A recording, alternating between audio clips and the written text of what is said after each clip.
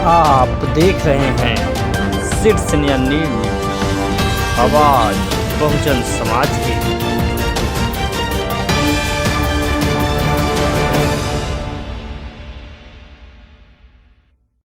करना चाहेंगे साथियों, दो चैनल है हम लोगों का। चैनल को सब्सक्राइब करेंगे, इंडिया सीट्स न्यूज सामने, seats India news, seats India news है, उस पर बहुत सारी जानकारी आपको मिलेगा समय समय पर। सीट्स इंडिया न्यूज और भारतीय मूल निवासी संघ बिहार, भारतीय मूल निवासी संघ बिहार, इस चैनल को कम से कम सब्सक्राइब करें। सब्सक्राइब करेंगे, बहुत सारी जानकारी आप लोगों को मिलता रहेगा। अब मैं कार्यक्रम को आगे बढ़ाते हुए आमंत्रित करना चाहूँगा भारतीय मूल निवासी सांस्कृतिक मंच के पूर्व प्रदेश अध्यक्ष रवि कुमार यादव जी। मैं रवि जी से आग्रह करूँगा कि आप आवें, और समय काफ़ी हो चुका है, उसको ध्यान में रखते हुए और जहाँ तक हो सके कम से कम समय ये प्रयास हो कि 10 प्रोफेसर रवि कुमार यादव ये कॉलेज में प्रोफेसर भी हैं और भारतीय मूल निवासी सांस्कृतिक मंच के पूर्व प्रदेश अध्यक्ष, वर्तमान में CEC सदस्य हैं, केंद्रीय कमेटी के सदस्य हैं।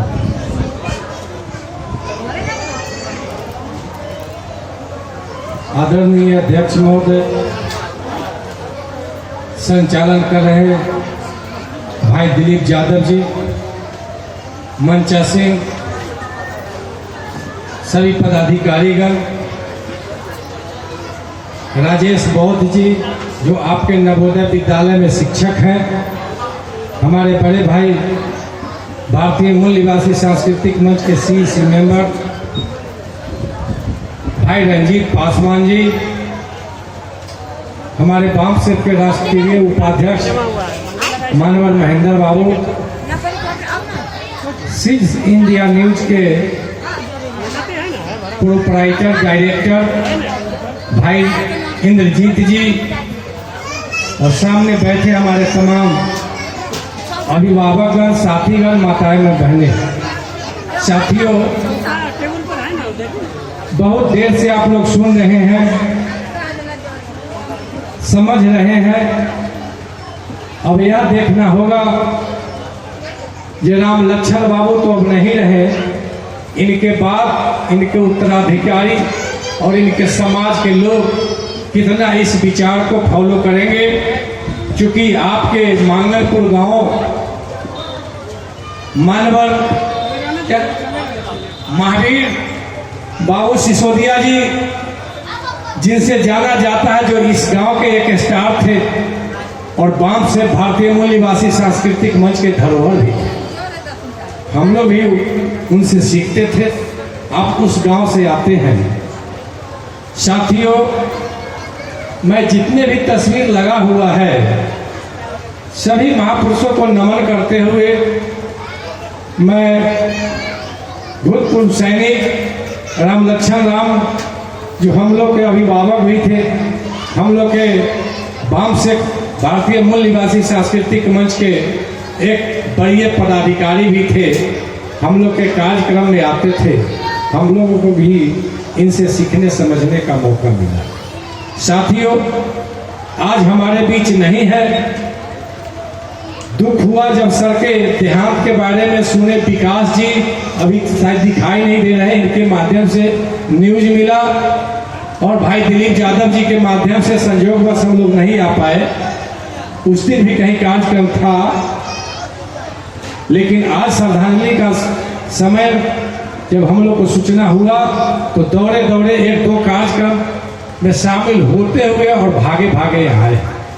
साथियों, मैं सर का श्रद्धा सुमन अर्पित करता हूं और इनके परिवार के सदस्य लोगों को भी, सखा संबंधी के लोगों को भी धन्यवाद देता हूं, जो इन्होंने अपने पिता के बताए रास्ते पे, अपने महापुरुषों के बताए रास्ते पे चल के, जो अपने पिताजी के श्रद्धा सुमन अर्पित करने का, एक श्रद्धांजलि देने का जो इन्होंने कार्यक्रम लगाया है, अंधविश्वास, पाखंडवाद, ब्राह्मणवाद से ऊपर उठ करके एक काबिल तारीफ है साथियों। और इसमें जितने भी हमारे समाज के ग्राम के लोग हैं, जो भी सहयोग कर रहे हैं, मैं पुनः उन सभी साथियों को आभार व्यक्त करता हूं। साथियों,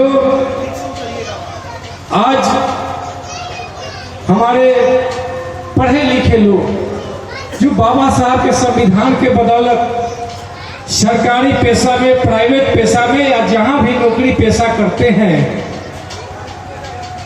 और जैसे ही पहला वेतन उठाते हैं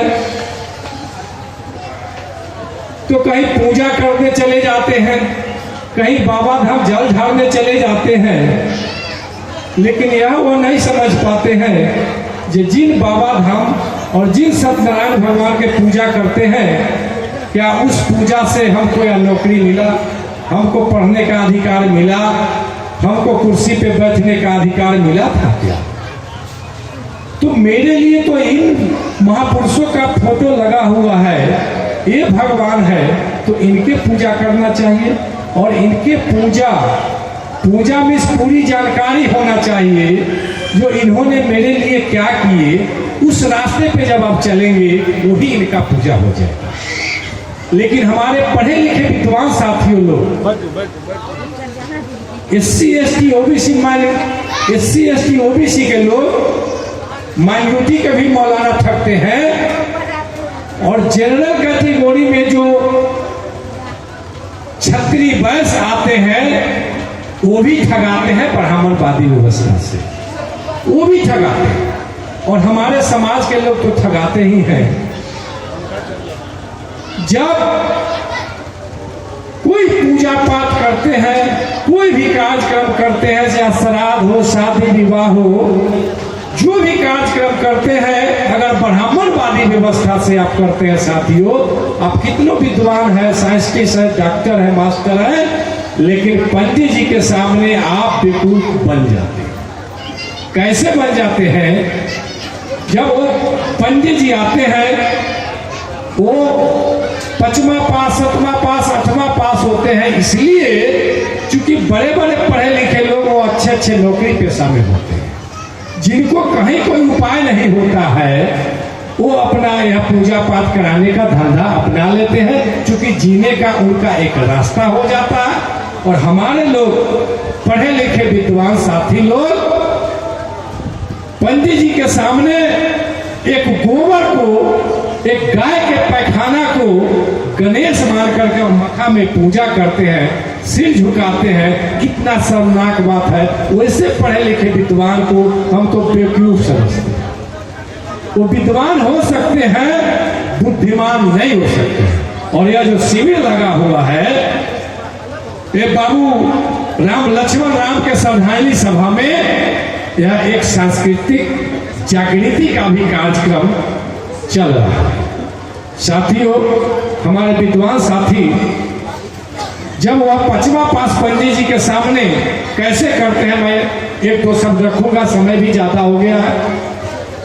जब पंडित जी आते हैं तो हजाम को कहते हैं ये गोबर ले आवा। वह गोबर गणेश जी को प्रतीक मानते हैं, एक दो मत पढ़ते हैं, अरवा चावल छींच देते हैं और वह गोबर को हमारे विद्वान जो साइंटिस्ट है वह गणेश मान लेते हैं। तो मैं वैसे विद्वान से कहता हूं कि आप जब गोबर को गणेश मान लेते हैं और गोबर गणेश बन जाता है, तो वही पंडित जी से आप सवाल कीजिए, पंडित जी आप में वह मंत्र है जो गोबर से गणेश बना दिए, तो इसी गोबर से आप लड्डू भी बना दीजिए, ताकि गणेश का पूजा भी इसी गोबर के लड्डू से हम कर लेंगे और प्रसाद भी आप पालेंगे और घरे भी ले जाएंगे। ऐसा नहीं करते, गोबर को गणेश मान लेते हैं। वह उनका पहला थर्मामीटर है, उसको हम लोग गोबरोमीटर कहते हैं। जो यह कितना विद्वान है, यह कितना पढ़े लिखे लोग हैं, वह पहला उनका थर्मामीटर, वह गोबरोमीटर से पता चल जाता है।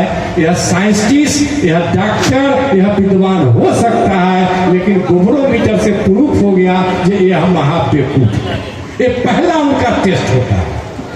और दूसरा टेस्ट होता है, वह हाथ में डोरा निकालेंगे और लाल धागा लपेटेंगे। हमारे हमारे बहुत जय भी बोलने वाले, बहुत SC ST OBC वाले लोग जो बाबा साहब के फॉलोअर भी हैं, और हाथ में देखिएगा जो धागा भी बांधे हुए रहते हैं, वो दूसरा टेस्ट होता है पंडित जी का।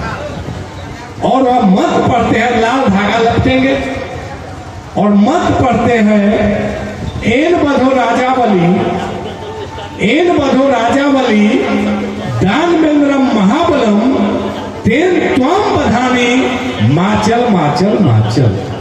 वह मंत्र संस्कृत में बोलते हैं, उसका हिंदी होता है, जब मैंने जिस तरह इन बधो राजावली, मतलब जिस तरह मैंने राजावली को बांधा, तेन त्वम बधानी, ठीक उसी तरह तुमको बांध रहा हूं, हिलना डोलना नहीं। अगर हिलोगे डोलोगे, मेरा विरोध करोगे, तो जिस तरह से मैंने राजावली को हत्या किया है, ठीक उसी तरह से तुमको भी हत्या कर देंगे।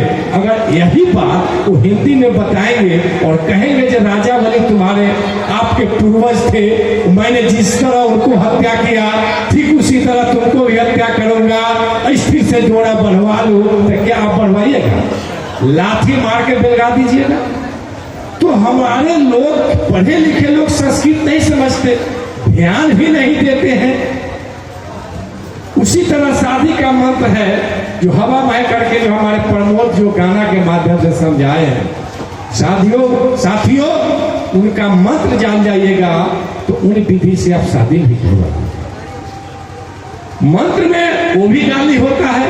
दूसरा बात बताते हैं, मंत्र से जो जिस लड़का को, जिस लड़की को, जिस लड़का से शादी होता है, वह उसका चौथा पति होता है। 3 शादी वो मंत्र से करा देते हैं, जिसमें एक वो भी पर बन जाते हैं। तो साथियों अगर यह बात आप जान जाइएगा, तो क्या ब्राह्मणवादी व्यवस्था से, पंडित जी से, उनके विधि से शादी करवाइएगा? नहीं करवाइएगा। तो जिस तरह से नवजात शिशु को आप किसी के गोद में रख दीजिएगा और कहिएगा जो तुम्हारा माता पिता यही है, तो हम माता पिता मान लेगा, बड़े होते होते भी उसी को माता पिता मानने लगता है। ठीक उसी तरह हमारा समाज जानकारी के अभाव में एक नवजात शिशु के साथ, चूंकि उसको पता ही नहीं है कि मेरा दोस्त कौन है, मेरा दुश्मन कौन है, मेरा अपना कौन है, मेरा पराया कौन है। मैं तो आभार व्यक्त करता हूँ हमारे लक्षण बाबू के पुत्र और इनके सगा संबंधी को, ये यह श्रद्धांजलि सभा का आयोजन करके अपने समाज को जागृति करने का भी यह कार्यक्रम किया। साथियों आधा घंटा 1 घंटा का कार्यक्रम होता, हम लोग इनको फूल वाला चढ़ा के चले जाते, श्रद्धा सुमन अर्पित कर देते, लेकिन यह 2-4 घंटा जो माइक लगा के हम लोग बोल रहे हैं, अपने समाज के लोगों को प्रशिक्षण दे रहे हैं, यह ट्रेनिंग मत कर रहे हैं।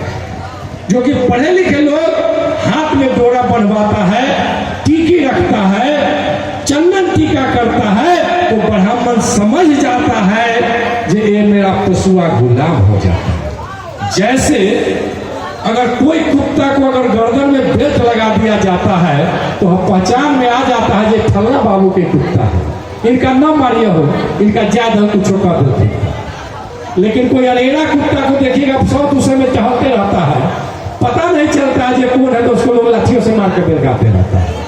तो ठीक उसी तरह से हमारे ब्राह्मणवादी व्यवस्था में जो लोग गाना डोरा, अब बाबा साहब को भी मान रहे हैं, बुद्ध को भी मान रहे हैं, गोबर गणेश जो करते हैं, तो वह समझ जाता है कि ये भी मेरा पशुआ है, जैसे कहूंगा वैसे करेगा। तो साथियों इससे हमको बचना पड़ेगा। जब हमने पढ़ा लिखा समझा तो इससे दूर हुआ। अभी शिव चर्चा पे चर्चा हुआ, हमारे माँ बहनें शिव चर्चा करती हैं। कब पहले संतोषी माता का चर्चा हुआ, कभी बृहस्पति का हुआ, शादी विवाह में तीज का, शादी विवाह के बाद हमारे माँ बहनें तीज का भी पूजा करती है। और तीज के पूजा में किताब में लिखा हुआ है, उसके अंतिम पृष्ठ में देखिएगा, ये पार्वती जी ने तीज की थी कुमारी अवस्था में शंकर जी से शादी करने के लिए। और आप तीज क्यों कर रही है? शादी से पहले तीज करती तो वो पता चलता कि आपने इस लड़के से शादी करने के लिए तीज किया। आज जब हमारे अरेंज मैरिज होकर के, चाहे लव मैरिज, चाहे कोर्ट मैरिज, किसी तरह से जब हम शादी कर लिए, तो बाद में तीज करने की क्या आवश्यकता होती है। मैंने यही बात अपने पत्नी को समझाया, ये आपने चूंकि नहीं जानते थे, 2003 में हम बामसेट पे आए, हमारा शादी बहुत पहले हो गया था।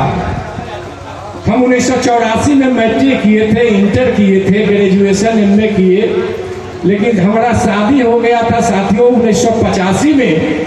चूंकि हम कम एज में शादी हो गया था, 84 में जब मैंने मैट्रिक किया, तो शादी तो ब्राह्मणवादी अवस्था से ही हुआ। लेकिन जब मैंने 2003 में आया, एक दो बार तो हम भी कन्या के बड़ा खुशी से तीज में साड़ी धो क्या क्या सब ले गए थे, बड़ा खुशी हुआ था कि हमने भी पत्नी को ससुराल में जा रहे हैं, में बड़ा सेवा होता है। और तीज में कितना दूल्हा को सेवा होता है, क्योंकि हमने भी वैसा क्या नहीं जानते थे। लेकिन जब इन महापुरुषों को जब मैंने पढ़ा, हमारे शिवाजी बाबू जैसे लोगों के सामने जब आया, तब समझा दे तीज क्या है, पर्व त्योहार क्या है। हमारे लिए तो इन महापुरुषों का जन्म तिथि पर्व त्योहार है, कल ज्योतिराव फूले का जयंती वो मेरे लिए पर्व त्योहार।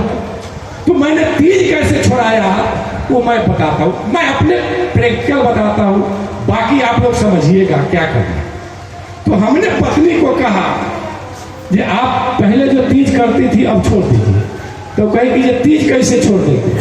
हम कहते आप मैट्रिक पास है, उस समय के वो मैट्रिक पास थी, क्योंकि सब कक्षे हम लोग आगे पीछे का थे।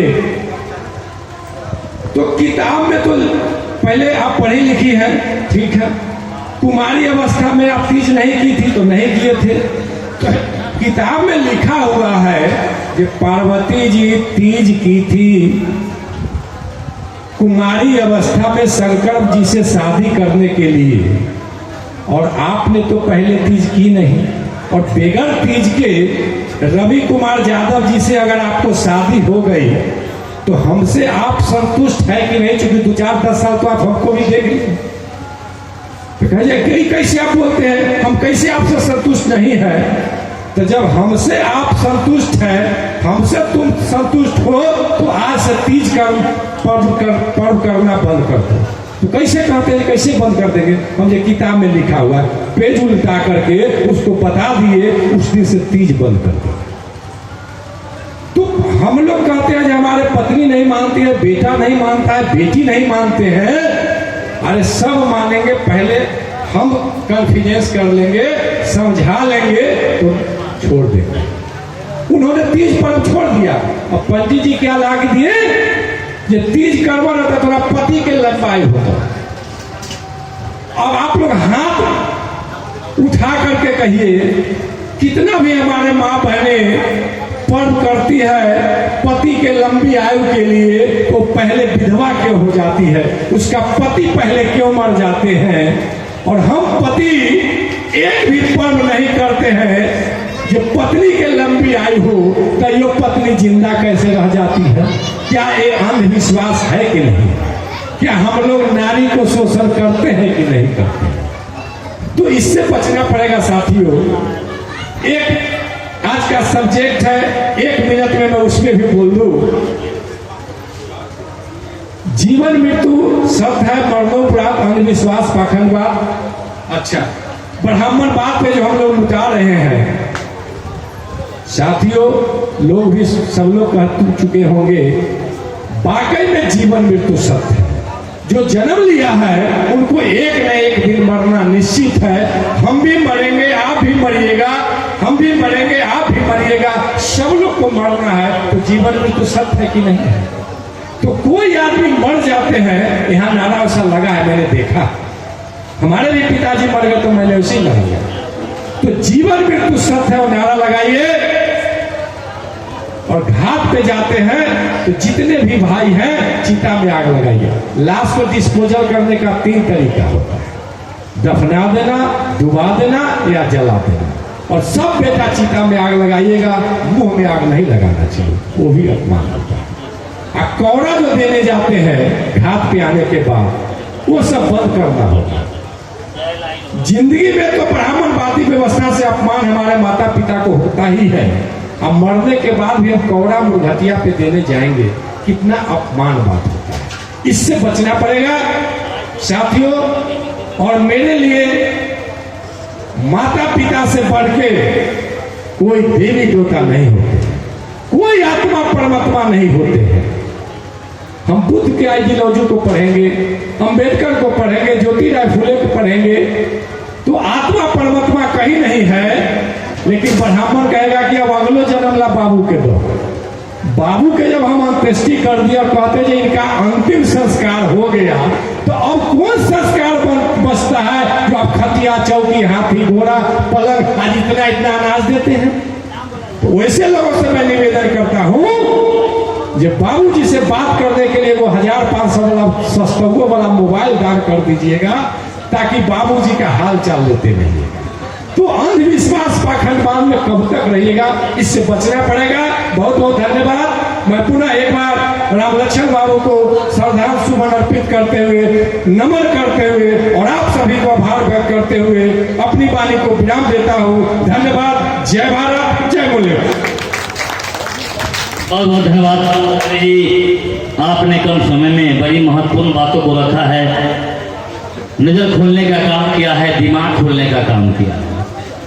अब ये समझना आपको है, करना आपको है, माने ना माने ये आपके ऊपर डिपेंड करता है। आप गुलाम रहेंगे, आज़ाद होंगे, होना चाहते हैं, ये आपके ऊपर डिपेंड करता है। मंच का काम है विद्यालय लगा करके, ये पाठशाला लगा करके लोगों को पढ़ाना।